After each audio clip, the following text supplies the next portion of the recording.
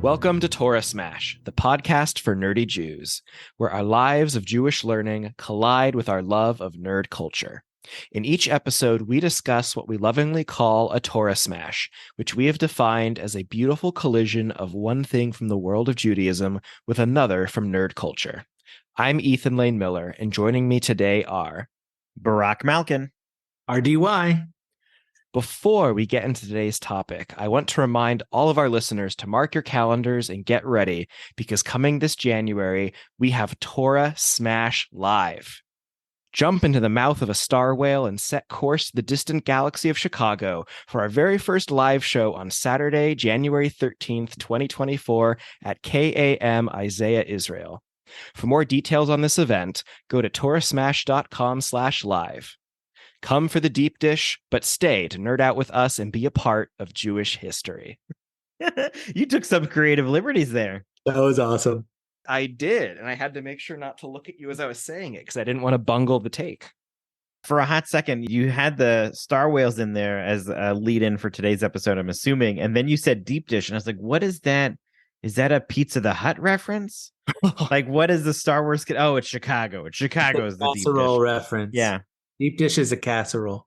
Deep dish is a form of pizza. It is says it in the a form title. of pizza. It's a form of casserole. RDY, I'd like to remind you that we're trying to invite these people to Chicago. It's okay. It's good pizza. It's great. It's a good casserole. Oh my God.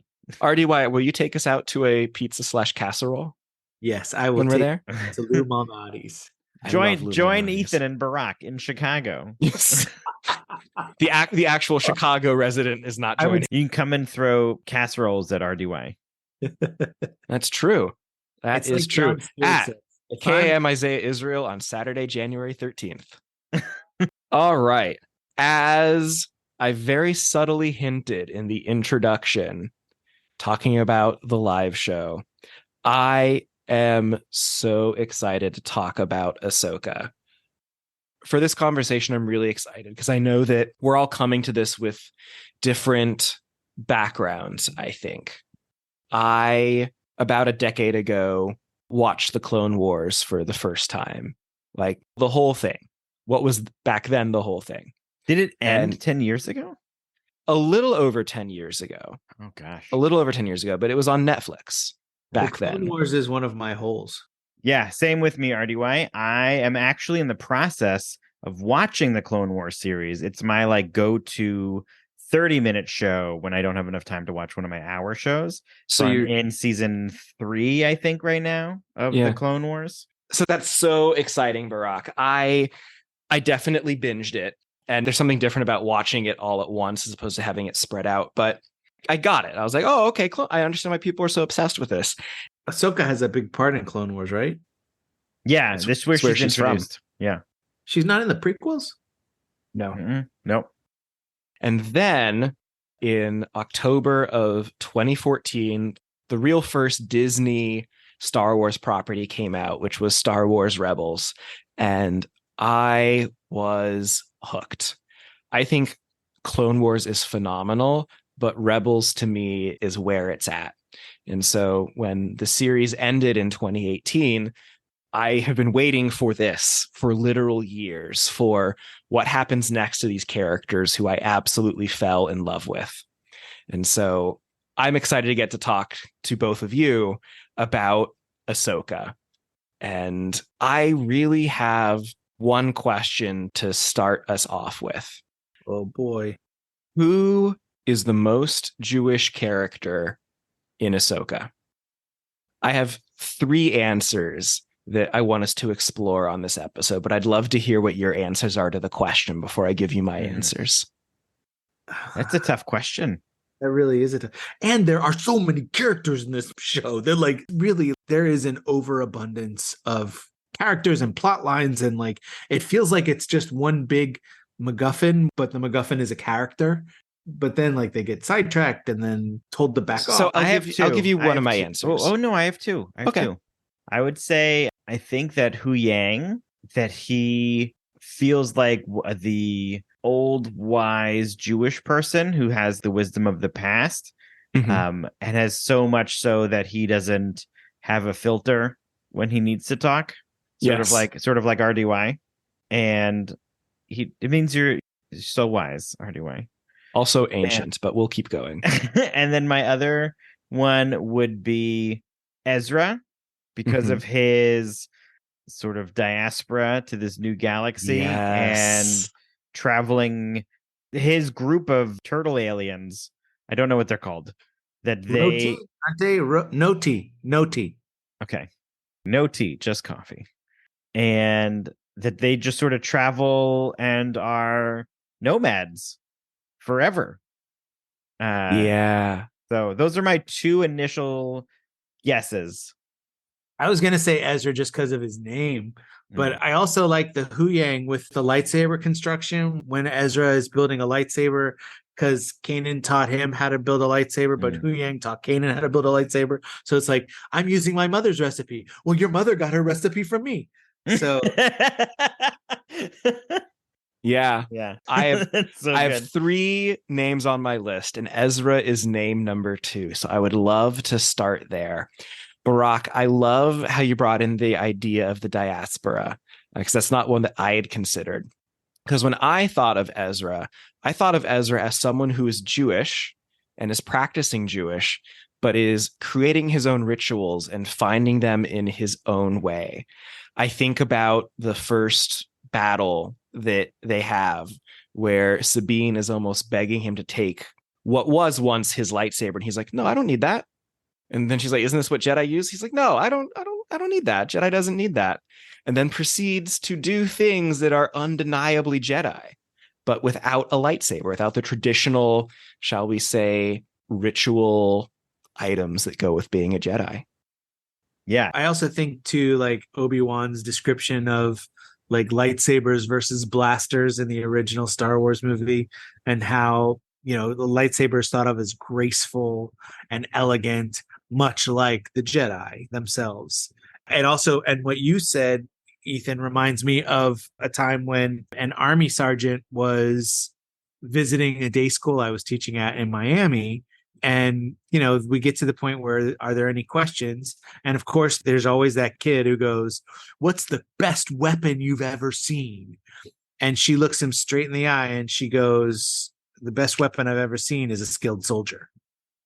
So that idea that it's not the weapon itself, but how it's used, and if it's needed.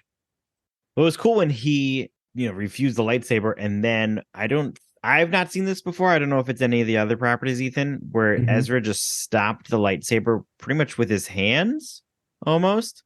We've seen a little bit of that in the new Disney canon, where like Kylo Ren can freeze blaster bolts, and I think Vader did it once in Obi-Wan, but it's definitely like new. Han Solo shot at Vader in Empire, and Vader blocked with his hand. Blocked with his hand, yes, it hit his hand, but like we're talking about like freezing something, like holding it with the Force for a second. That's totally Kylo Ren's jam. Yeah. So are we done with Ezra? No, please. Because in a way, I thought that you were going to go with, what's her name? The one who becomes a witch. Oh, Morgan Elsbeth. Totally not on my radar. So I not as Jewish, because there's no way I could ever second guess what an Ethan question is going to be. But but I was thinking about like sacrifice and self-sacrifice. And of course, the week that we're recording happens to be the week that we're reading the Akeida. So I have that on my mind. And so I'm thinking of Morgan as Isaac and like willing to sacrifice herself for the cause, even though the cause is evil. Would you explain that for Jason, please? Sure, Jason. The Akeida is the binding of Isaac, where Abraham takes Isaac up a mountain, ties him up and puts him on an altar and almost kills him. And then God says, no, just kidding. Don't kill your kid. And so Abraham sacrifices a ram instead. And for Susan and Ahsoka, in the last episode, Grand Admiral Thrawn sends Morgan to stay on the planet, knowing full well this is going to be a sacrifice so that he can stall for time. Like, it's not even going to make him win anything. It's just a stall tactic.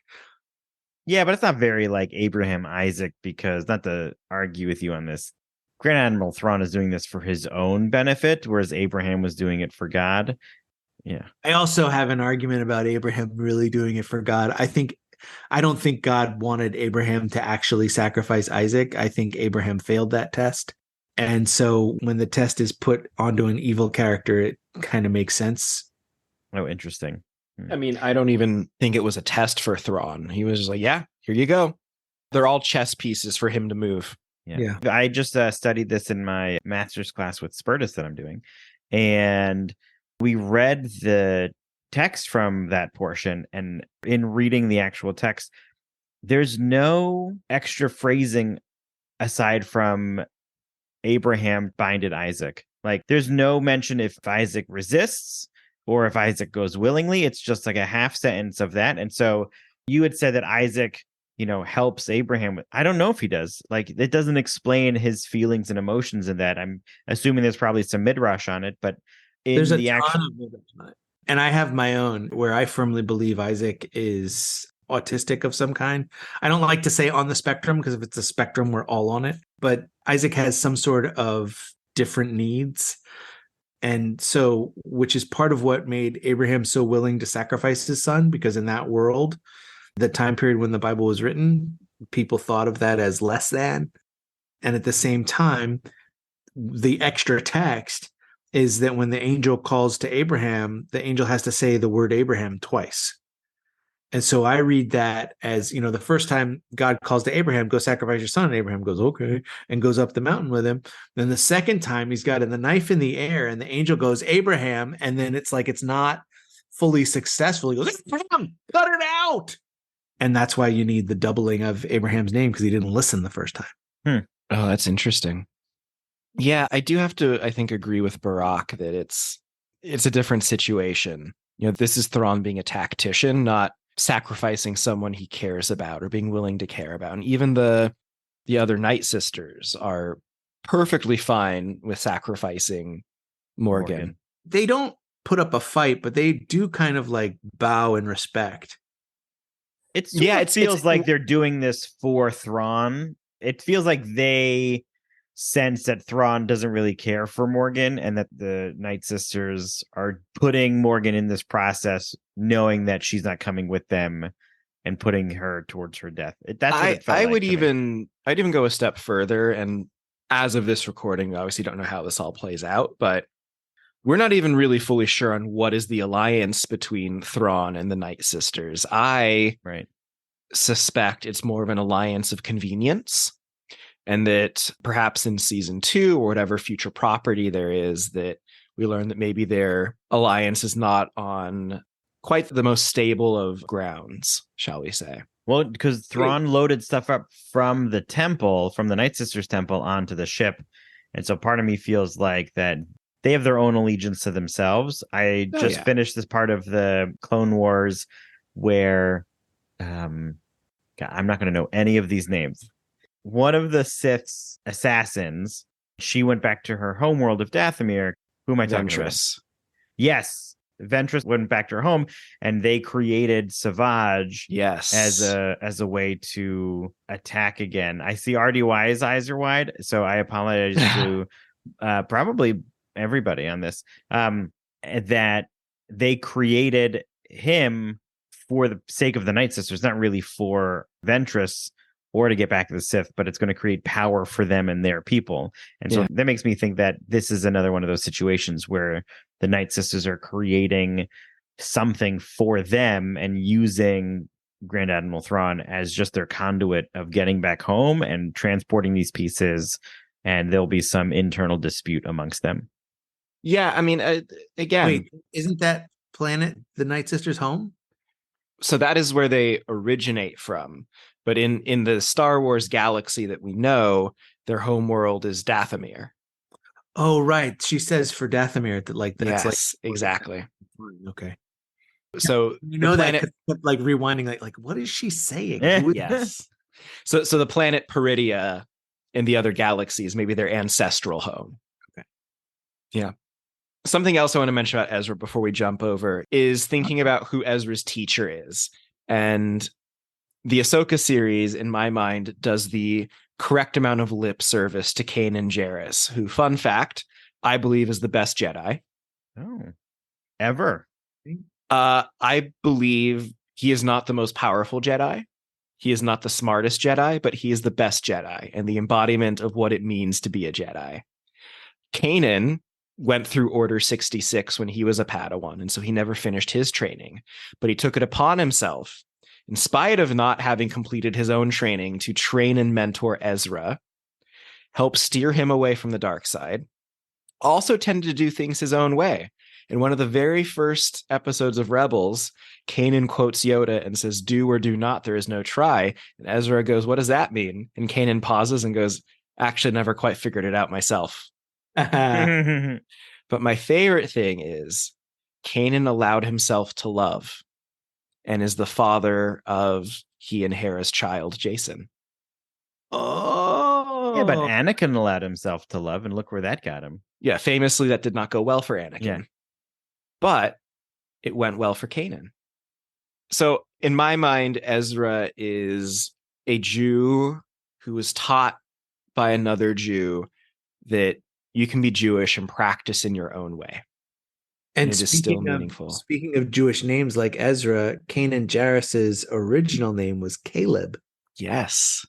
Oh, they're definitely Jewish. Which means faithful too. So that follows along with what you were saying about his character. Mm-hmm. I love Kanan. That's fun. All right, RDY. Time to make a guess. Yeah. So again, like such an overabundance of characters. So I'm going to stick with main characters. And I got to go with Sabine. That was going to be my next guess. Yeah. I mean, partly just because I think she's the coolest of the characters, but she's straddling two worlds. She's straddling the world of the Mandalorians with the world of the Jedi. And that's totally like put out on a banner in the last episode when she's fighting with a lightsaber in one hand and a blaster in the other. Yes. And which I just love. And I think that goes right along with Barack's diaspora analysis, that being Jewish in diaspora means you have to straddle both worlds. And we're finding that straddling, as we record now, Israel is at war and the world has very strong opinions about this war. And we find ourselves straddling the Zionism that is inherent in being Jewish, which does not mean support of the government, with the empathy for human life, with the anti-Semitic rhetoric that goes along with the great deal of sentiment that we're seeing expressed on social media and by people in some of our works and some of the things that we do. And, all three of us work in Jewish institutions. So it's something that we're hyper conscious of right now. Yeah. Yeah. Sabine was the first one on my list and was the inspiration for this episode for some of the reasons you exactly brought up. I have written down that she's melding different cultures together into something new and beautiful and unique.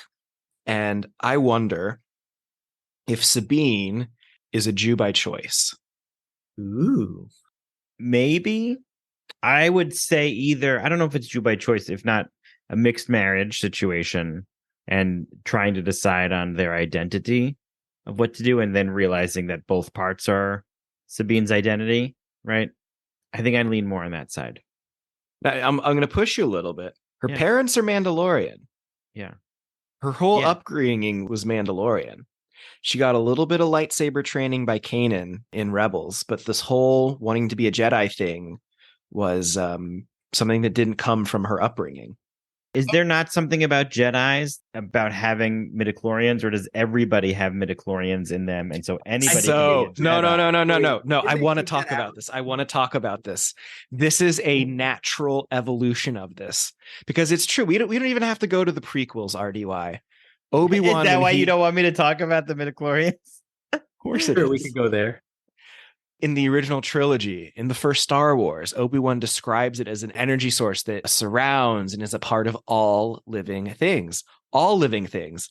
That means everyone has to have some innate connection to the Force, no matter how small. And so Sabine is this first character who's really taken this idea and run with it. Because it used to be the Jedi would pluck the force sensitive people. The Sith would pluck the force sensitive people who were really angry. But this is the first time that we've really challenged the idea that like having these abilities is not necessarily a gift. You might have a gift and be more sensitive to it, but you put in the hard work, you can do it too. It's like the idea of being chosen. If we're the chosen people, but so many people choose us to blame and choose us to try and annihilate, like, come on, God, can you choose someone else once in a while? Yes.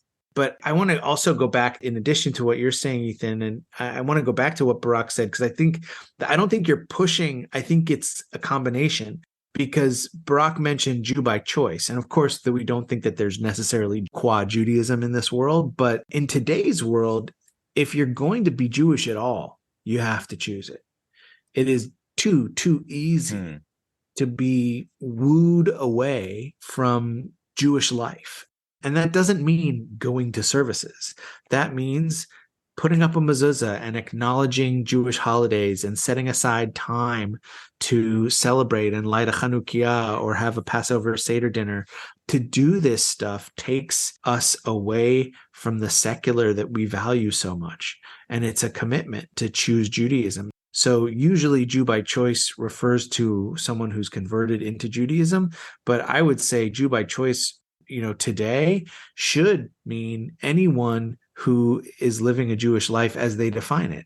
And the same thing with Sabine.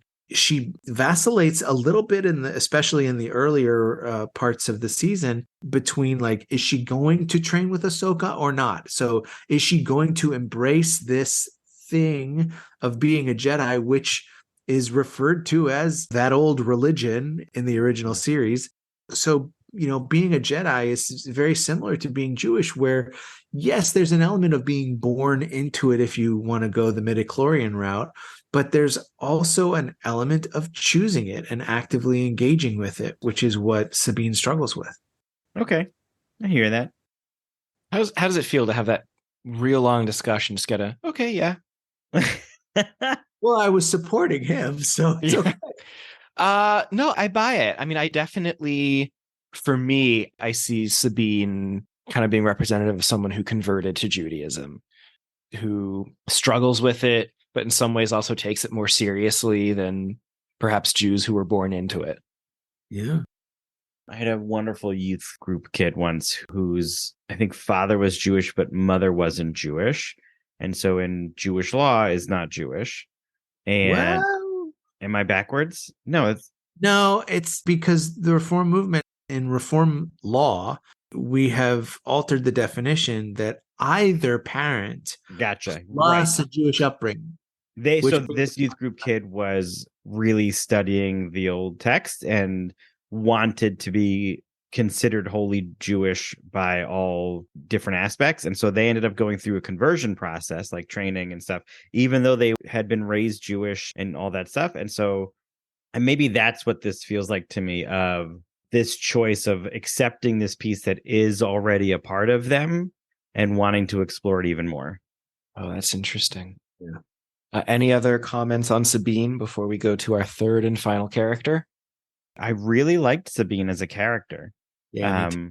Except for the whole, like, she can get cut by a lightsaber through her midsection and survive, but other people can't. That's fine. It's a little stabby stab. Yeah, but there was somebody else who, I've seen so many other people on the Clone Wars shows get stabbed through the midsection and not make it. It's the difference of what some quality medical attention can do. Okay. And where it hits, it just, through and missed all the important bits. Just the spleen, just the appendix. Yeah, you don't need the appendix. Yeah. I'm sure she got it out years ago. All right, one more character. Do we want to guess or do we want to jump into it? No, I have a guess. Please.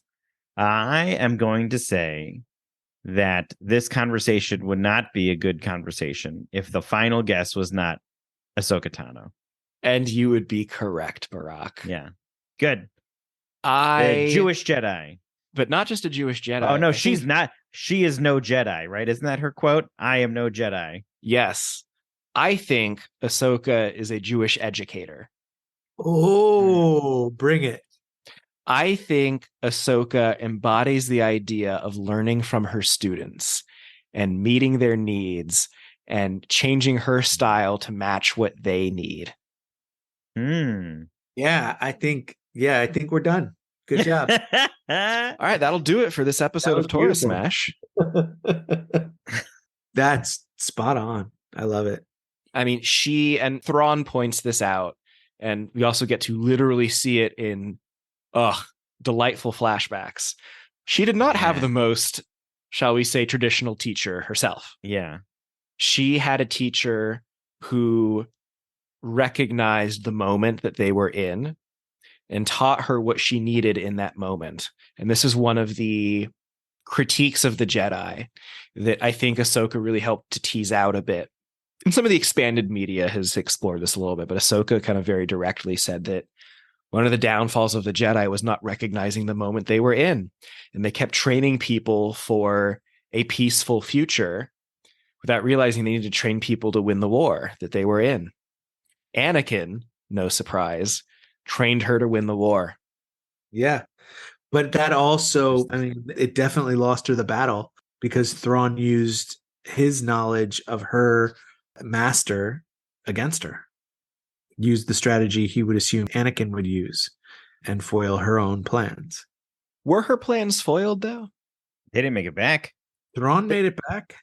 Thrawn made it back. The whole point of the series was don't let Thrawn come back. So Thrawn came back, but so did Ezra. Yeah. But that was Sabine's goal. That wasn't Ahsoka's goal. Right. Was her goal to get Ezra back or to reunite with Ezra? If it was to reunite with Ezra, then she did it and then he left again. Is this question after question, Ethan? Sorry, I'll stop being a Jewish educator. I do love this idea of the educator of Ahsoka RJE. Is that episode title? I probably without spoiling it. Yeah. Is that the whole concept of this was who taught her and how is she teaching the next person, which we've seen in other iterations of Star Wars, but this one really comes through a lot, probably because of the series structure, is her constant struggle. And it was not really her struggle of Sabine not getting it. It's her struggle of teaching Sabine what Sabine needs to know and how can I make Sabine understand. Right. Anakin always used to say she's not listening. Well, look at her master, like her master doesn't listen. Is right. He didn't really get that point when people would say it to him. I think Ahsoka really takes an inward look when she realizes something is wrong. And my wife and I have a similar mindset. When our kids are struggling or we're struggling with our kids, it's a lot less of why are they like this? Why are they doing this? Why won't they listen? And the question we always ask ourselves when that struggle is happening, we step back and we say, what are we doing wrong? Because they're still so young, 3 and 5 right now at the time of this recording. And it's not on them at this point. They're still learning, just like with Ahsoka is with Sabine. Sabine is still learning and Ahsoka was still learning, but Anakin was constantly just like a protective papa bear mostly without really thinking about it. It was just protection and not growth. Whereas Ahsoka's focus is growth. How can I help Sabine? And so now I want to go rewatch this whole series now with this mindset of Reformed Jewish educator with it. This is great.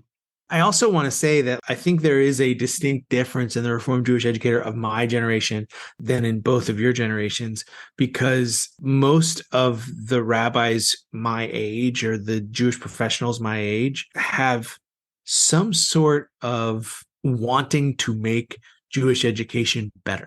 Because when we grew up, it was, why do we have to do this so the Holocaust doesn't happen again? Now here, go read your Hebrew. And the real engagement and love of it for me came much later than any involvement with a Jewish educator that I encountered. Whereas I feel like today's Jewish educators and even the Jewish educators 10 and 15 years ago were much more engaging, perhaps in reaction to that old time religion, the old way of doing things. And I think in that way, Ahsoka, even to a certain extent, Anakin, and definitely Sabine and Ezra kind of represent that taking it on our own way because this is meaningful to us and we need to inform the future generations in a way that is meaningful to them, not in a way that was meaningful to our teachers. That's beautiful. Yeah. Absolutely. Yeah, I totally agree. This is a great pull. I love that twist of who's Jewish and like, psych, who's a Jewish educator? Yeah. I think as we start to wrap this up, I think viewed through this lens, many of us can very easily remember the students we had who were the Sabine Wrens. Yeah. Great. Any closing thoughts from my co-hosts? I have a closing thought. Yeah. In the world of education, definitely Jewish education, but I do believe this is bigger than just Judaism. There's a lot of talk about diversity, equity, and inclusion. And I think they have those in the wrong order, because if we have it as equity, diversity, and inclusion, then if we did Jewish equity, diversity, and inclusion, we'd all be in Jedi training. Oh, that's nice. I like love it. that. Oh, that might be a shirt. Don't tell Disney. I have a closing question. I don't know if we've got the time for this one. On the last episode, RDY just threw out under the buzzer how Yoda was Jewish. And you were like, nope. And so I wanted to just hear your thoughts while we're on the Star Wars themed episode. Either one of you, if you want to argue for or against on one foot. Well, we know he's not canonically Jewish, which is why Yeah. it got the no. Yeah. But in the sense of how we're defining Jewish characters in Ahsoka, what do you think now? I mean, yeah. Well, I okay. mean, he's not a Jew in space, but the allegory is there. Yeah. Very fun. RDY, isn't there like some Hebrew roots in the name Yoda? Yeah. Yodea means he knows. Yeah. So, knowledge and being the root of Yoda's name. That's fun. Yeah. Do we have any theories for Ahsoka season 2 aside from the ones we may have already mentioned? More characters. You'll probably want to go first before I do. Well, I think, I don't know any of the names. The tall knight Jedi Sith guy. Balin. Not a Sith. He's not a Sith, but he's working for them. No, he's not. He's not working for Thrawn? Thrawn is not a Sith. Oh, okay. The bad guy. Is Thrawn even Force attuned? No. I see. My bad. I was just generalizing the whole evil side of Sith. I apologize. There's so much rich stuff you can dive into when we realize that Balin is not a Sith and Ahsoka is not a Jedi. Oh, that's fun. Do we For have another time? episode. Oh, okay. I don't know what he's doing, but he's got his own agenda on this planet for some reason. Okay. So I'm going to find some. It says in one of the episodes, I forget which one, that there's some kind of power on this planet, which is part of the thing that draws him there. And I assumed it was the witches until he's on that mountain at the end of the last episode, where it's clearly not. I mean, it doesn't look like the witches. It looks like some kind of like pair of gods, and one of them looks a little bit like Balin. Okay, here we go. Wait, is it? They're on Perdia or something, right? Peridia. Okay. Peridia. So in the Clone Wars, a little bit in Rebels, we see the idea of the father, the daughter, and the son. I just got to these episodes on Mortis. Yeah. And this is, the Mortis gods. Now, it's not seen there is the mother. The thought is that Ahsoka might be about to bring in the mother, Abeloth, who is from the Star Wars Legends expanded universe, who in short is bad news. Oh. So that could be the ultimate power that Balin is aiming for. Thrawn, on the other side of things, we have the line of heir to the Empire, which is a very loaded phrase. He is potentially off to try and attempt to resurrect the Empire. Yeah. Cool.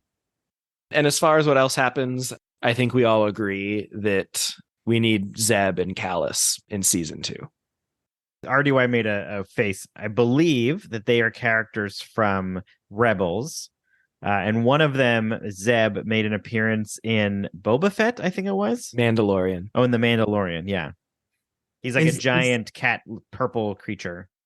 Is Rebels the one where it's a band of clones and they're all like slightly different clones? That's the Bad Batch. That's the Bad Batch. Oh, okay. I haven't seen Rebels then. No, it's delightful. I really recommend it. Clone Wars is great. I'm excited to I'm so mad at my completionist side that when all the Star Wars shows are coming out, now I'm going back and I have to watch the Clone Wars, and then I need to watch Rebels and Bad Batch, and I don't have enough time. It's going to take me way longer than I want to get through these. Yeah, What's look, more difficult for me is I need time that specifically my wife is not around and wanting to watch TV with me because she has no desire to see any of these. Yeah, same. Again, Clone Wars is great, but my love is Rebels. Wow. Okay. I might need to put that on my list. I loved Ahsoka as a Star Wars fan. I loved Ahsoka as someone looking at it with a Jewish lens. I am so excited and cannot wait for whatever the next phase of this adventure is, season 2 or a crossover or a movie. Whatever it is, I'm ready for it and so excited. Can I also add that as part of her Reformed Jewish educator training, Ahsoka knows that it doesn't always happen in a traditional classroom, right? Because she learned outside of a classroom, but hers was always sort of like a war field. But Ahsoka really takes the place that they're in and uses those moments as teaching opportunities, as opposed to waiting for, let's sit down and get back to the ship and I'll run a lesson for you and you'll learn that way. It was very good, Barack. Yeah. I also want to shout out Rosario Dawson, who not only was a phenomenal Ahsoka, but I've been a Rosario Dawson fan since Men in Black 2. Men in Black, was she the one who You controlled? don't cry Yeah. because the rain makes you sad. It rains because Oh, that was her. Wow. Was that her first role? no, she was in Kids. Did you see Kids? It's a No. horrifying movie, but she's in Kids. She's in Josie and the Pussycats. I loved Rosario Dawson in Josie and the Pussycats. I think that would probably be Men in Black 2 was good. That is it's one of my guilty pleasure movies. It's so good. I listen to the soundtrack all the time in my house. And so I think I'm going to have to put that up there as one of my favorites. Yeah, she took this role so seriously and even took Ahsoka's mannerisms from the animated show. Just really good casting. Also, another nerd crossover is Mary Elizabeth Winstead, who's Hera. She was the girlfriend in Scott Pilgrim. Yep. And yeah, we didn't even talk about Hera. Also, just such a great character. Yeah. Well, that was so fun. And I guess that'll do it for this episode of Torah Smash. Our fiscal sponsor is Jewish Creativity International. Our theme music was created by Sean Fogel. You can check out Sean's bands and studio work at www.thesleepywest.com. If you enjoyed today's episode, be sure to rate and review us wherever you listen. It helps others find us and is an excellent way to support the podcast. We want to hear from you and continue today's nerdy discussion. Go to torahsmash.com to find where to connect with us online, purchase swag from our store, support us with a donation, find previous episodes, and more. And I know we all look forward to the next Star Wars series when Ahsoka crosses paths with the Jewish grandmother bounty hunter in the Book of Boba Fett.